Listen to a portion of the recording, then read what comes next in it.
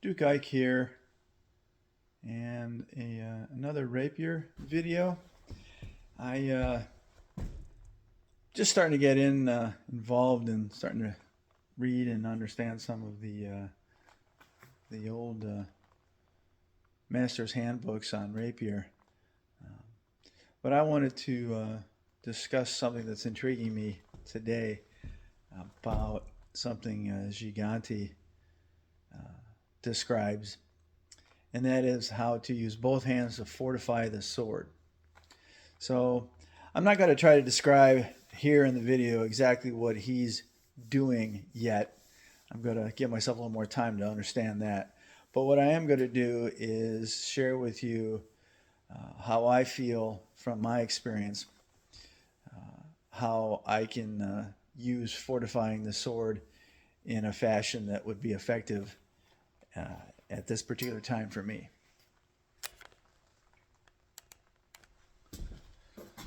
So we're going to keep in the back of your mind that this is going to be free sparring when we do not have in our offhand another weapon. It's just our hand, and therefore we can use it on the rapier, our standard primary rapier we're using. And so I would just be, in whatever guard I'm using, but I would have this hand would be free for whatever hand parries, obviously, but also to use it on the sword. So what Giganti shows in his manual as fortifying the sword is a lunge where he's got his offhand on the sword to support it. On page 20 in his book that I have, the actual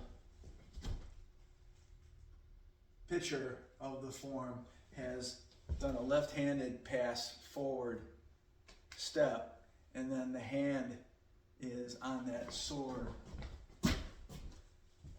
quite a distance up the sword blade. So if I'm here on that thrust, this hand can be on the sword, but it's more on in my case, the Pappenheimer guard, and maybe just a little bit, a couple, 2, 3, 4 inches up the blade, because my left hand is my left shoulder is back because my right foot is forward, okay? But that's still strong. That still creates a much stronger supporting thrust to keep on line and fight the parry than if I would just kept my one single hand on the sword, okay? What he describes is passing forward the sword, and in that now left foot forward thrust, see how my hand is much farther forward to support that, okay? So two versions. What I feel is the one that I'm going to try to use with application, I think has a little bit easier learning curve for practicing and using is if I'm here and I'm using this hand to support like that, okay? Here. Later on, that's really quite awesome, but that involves more footwork and measure and tempo excellence, I believe. So, fundamental fortifying the sword.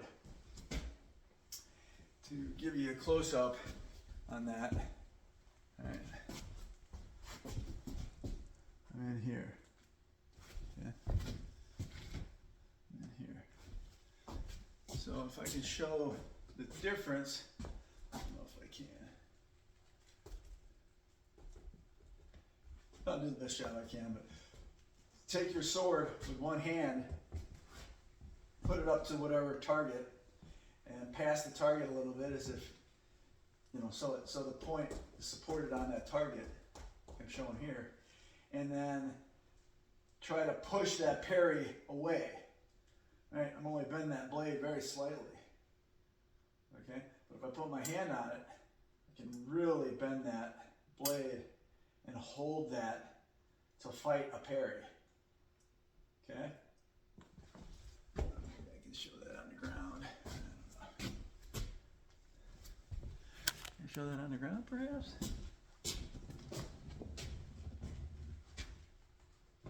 That's about all I got. If I put my hand on it, see how much more pressure I can put, bend that rapier blade. Okay? So how I'm going to start to apply this in technique and application in sparring is, first off, it's just got to be with that forward lunging thrust right there. Okay? So instead of here, right, I'm here. All right? That's the first one. The second one is going to be, I'm here, it's going to be the beat attack, beat, and then lunge with that fortifying hand support on that sword. So beat here. Okay. First one, just here. Second one, feet here. Okay?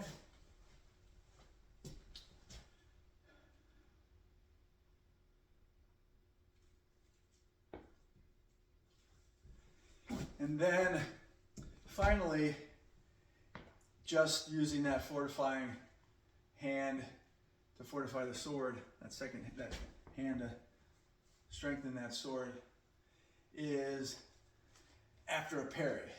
So my opponent has thrust at me, I parry either with the sword or with my hand. Okay, parry.